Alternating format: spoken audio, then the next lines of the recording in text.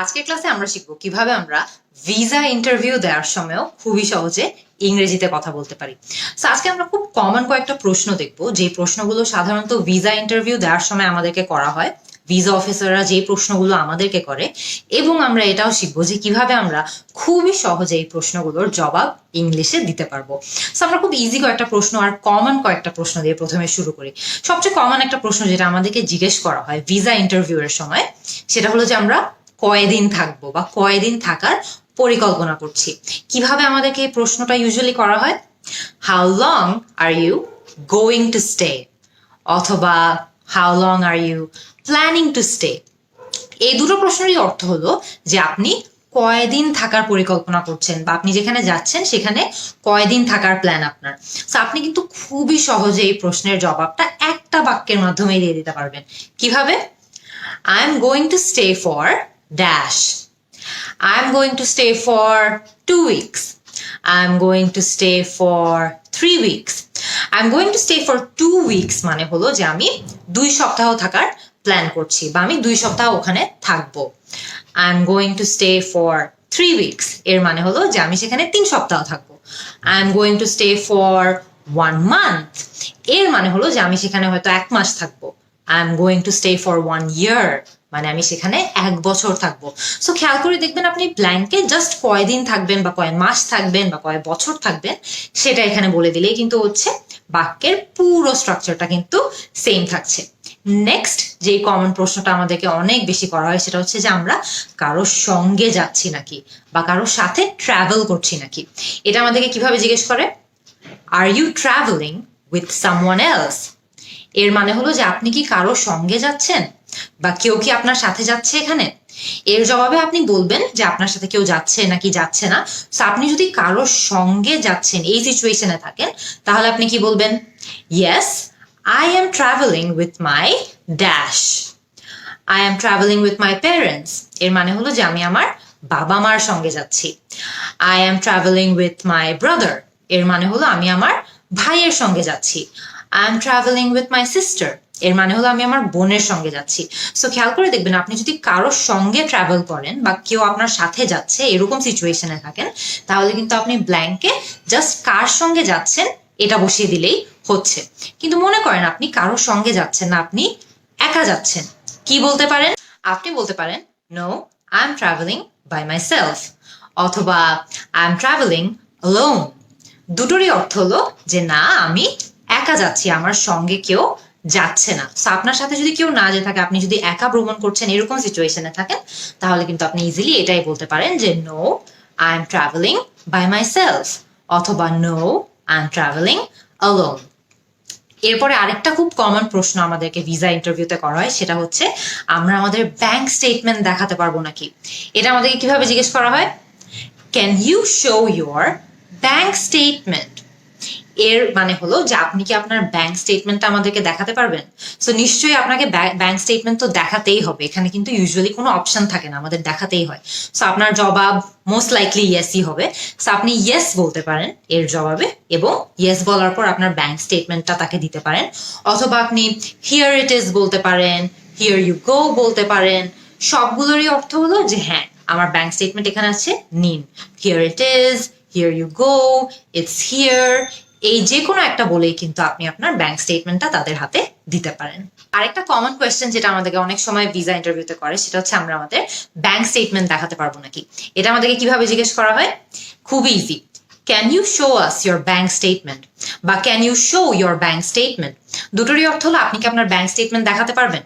সাধারণত আমাদেরকে bank statement দেখাতেই হয়, এখানে কিন্তু অ্যাকচুয়ালি নো বলার কোনো উপায় নেই।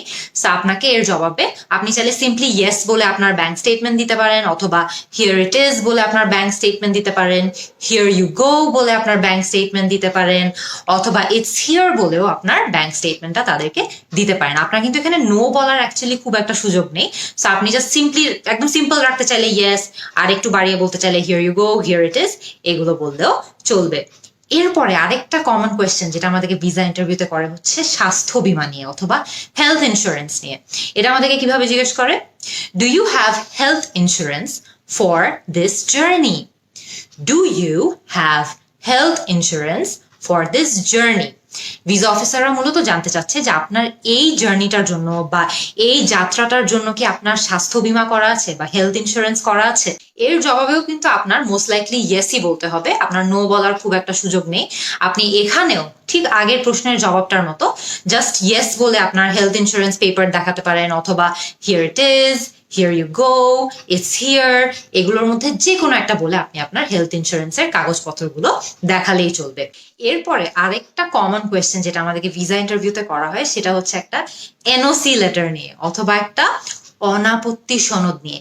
এই লেটারটাতে সাধারণত আপনার এমপ্লয়ার বা আপনার বস এই জিনিসটা, এই তথ্যটা মেনশন করে রাখে যে আপনি যেই ট্রিপে যাচ্ছেন বা আপনি যে ভ্রমণ করতে যাচ্ছেন এতে ওনার কোনো আপত্তি নেই। সো আমাদেরকে এই প্রশ্নটা সাধারণত ভিসা ইন্টারভিউতে কিভাবে করে, do you have a job leave approval letter from your employer, অথবা এভাবেও আপনাকে প্রশ্ন করতে পারে যে do you have an NOC letter from your employer.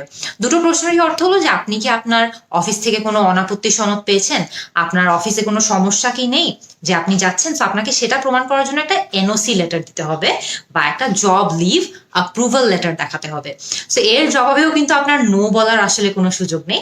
আপনি এর ক্ষেত্রেও আগের প্রশ্নগুলোর মতো yes, here it is, here you go, it's here, এর মধ্যে যে কোনো একটা বলে আপনার এনওসি লেটারটা তাদেরকে দেখিয়ে দিলেই হচ্ছে। আরেকটা কমন প্রশ্ন যেটা আমাদেরকে ভিসা ইন্টারভিউতে অনেক সময় করা হয় হলো আমাদের কোনো ছেলে মেয়ে আছে নাকি, যদি থেকে থাকে তাহলে তাদের বয়স কত, তারা কি করে, এগুলো জেনে আমাদেরকে প্রশ্ন করা হয়। এই প্রশ্নটা কিভাবে করা হয়, এই প্রশ্নটা করা হয় হলো হয়তোবা আপনাকে জিজ্ঞেস করতে পারে do you have any children, এর মানে হলো আপনার কি কোনো ছেলে মেয়ে আছে। If yes, how old are they, যে যদি থেকে থাকে তাদের বয়স কত, and what do they do, তারা কি করে। সো আপনি খেয়াল করে দেখবেন এখানে কিন্তু আপনাকে অনেকগুলো প্রশ্ন করা হয়েছে, প্রত্যেকটা কিন্তু আপনার একে একে অ্যান্সার করতে হবে। সো আমরা একদম প্রথমটা দেখি, do you have any children, আপনার অ্যান্সার যদি নো হয়, আপনার ছেলে মেয়ে নেই, আপনি জাস্ট সিম্পলি নো বলে দিলেই হচ্ছে। যদি আপনার ছেলে মেয়ে থেকে থাকে তাহলে কিন্তু আপনার এর জবাবে ইয়েস বলতে হবে।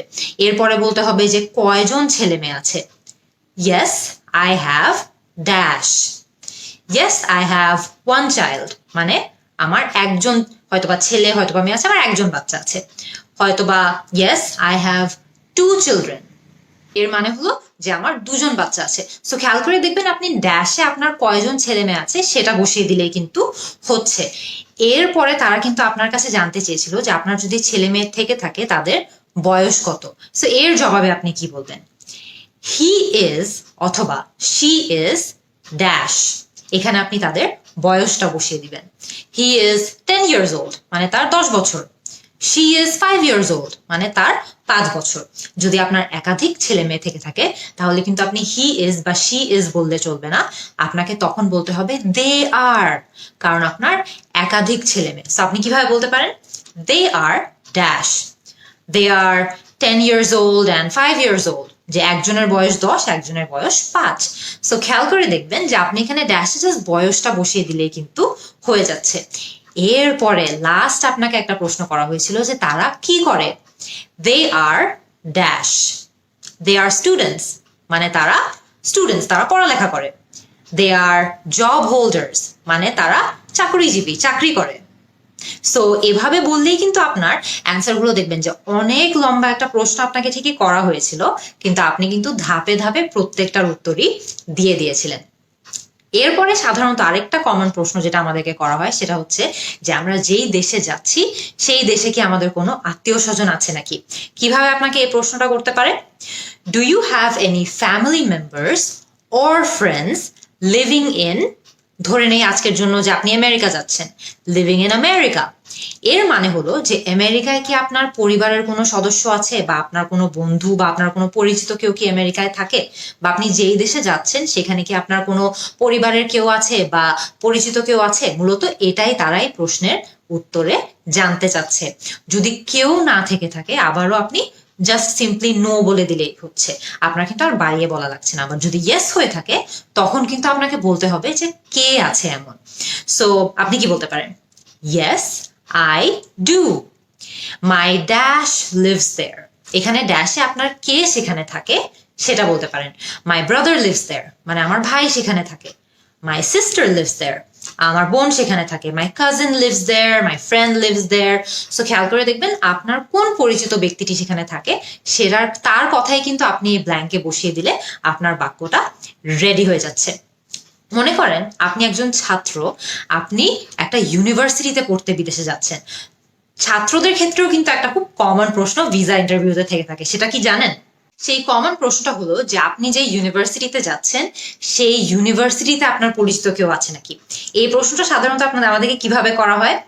Do you have any known person studying in the university. এর মানে হলো যে আপনি যে ইউনিভার্সিটিতে পড়তে যাচ্ছেন সেখানে কি আপনার পরিচিত কেউ আছে? Do you have any known person studying in the university. So আপনার আবারও যদি কেউ না থেকে থাকে নো বলবেন, কাহিনী শেষ। যদি ইয়েস হয়ে থাকে যে আসলেই ওই ইউনিভার্সিটিতে আপনার পরিচিত কেউ আছে, তখন কিন্তু আপনার একটু ইলাবোরেট করতে হবে। কিভাবে বলতে পারেন? Yes, I do.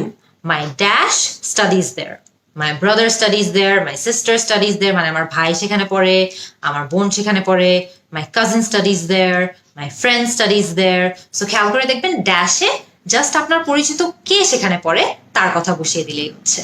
লাস্ট আমাদেরকে আরেকটা প্রশ্ন কিন্তু অনেক সময় ভিসা ইন্টারভিউতে করে, সেটা হচ্ছে আমরা আমাদের টিকিট কিনেছি নাকি। কিভাবে জিজ্ঞেস করতে পারে? Have you bought your tickets. এর সিম্পল মানে হলো যে আপনি কি আপনার যাত্রার টিকিটটা কিনে ফেলেছেন।